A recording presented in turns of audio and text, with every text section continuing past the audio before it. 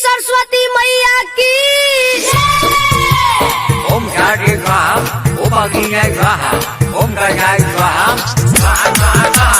हमारे DJ operator से आग्रह है कि तमाम बक्सा ट्रोली पर बांध दें, क्योंकि भसान का समय हो चुका है। इस बार का भसान कुछ अलग अंदाज का होगा। सब बहन दही ट्रोली पर बक्सा तमाम ये बेर लगता नहीं क्या करो रे नटुआ के दाम। बहु ऑपरेटर कभी जल्दी जल्दी बांध। हाँ सब बहन दही ट्रोली पर बक्सा तमाम ये बेर लगता नहीं क्या करो रे नटुआ के दाम। हिला दो। पूजा करा के घर पर नहीं जाई देवई रे।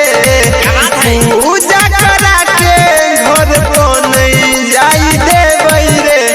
यही बेर का भसान में पंडित जी के डीजे पर नचेवई रे। यही बेर का भसान में पंडित जी के डीजे पर नचेवई रे। हाँ समझ गया ना भाई, इस बार का भसान पूरा धूमधाम से होगा और पंडित जी के साथ में ठाकुर भी नाचेगा और कोई भी बचना नहीं चाहिए। एक राया के डांसर हेतै फेल रे, रखी है भर जनरेटर में तेल रे। कहीं जे बंद है तो डीजे पर गाना हो जे तो सोचल पलान सब फेल रे। सब मिलकर गर्दा मचा दो। हाँ एक राया के डांसर हेतै फेल रे, रखी है भर जनरेटर में तेल रे। कहीं जे बंद है तो डीजे पर गाना हो जे तो सोचल पलान सब फेल रे। पोथी पतरा के कुट्टी में टाइम देवई रे। पोथी पतरा के कुट्टी में टाइम देवई रे। यही बेर का भसान में पंडित जी के डीजे पर नचेवई रे। यही बेर का भसान में पंडित जी के डीजे पर नचेवई रे। जबरदस्ती मत करो, हम नाचने के लिए तैयार है।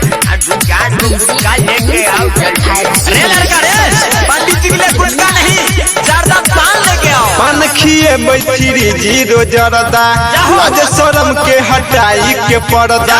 जीवछ सिंह के गाना बजा के उड़े उड़े बई भसान में गरदा। रे अभी से जीवा सिंह का गाना बजने दो। पान खिए बैठिरी जीरो जरदा, लाज शरम के हटाई के पर्दा। कभी मुकेश के गाना बजा के उड़े उड़े बई भसान में गरदा। पीछा से जाके घड़िया के खींच देवई रे। पीछा से जाके घड़िया के खींच देवई रे। यही बेर का भसान में पंडित जी के डीजे पर नचेवई रे। यही बेर का भसान में पंडित जी के डीजे पर नचेवई रे। केना यो पंडित जी तहन में तैयार छियै ना।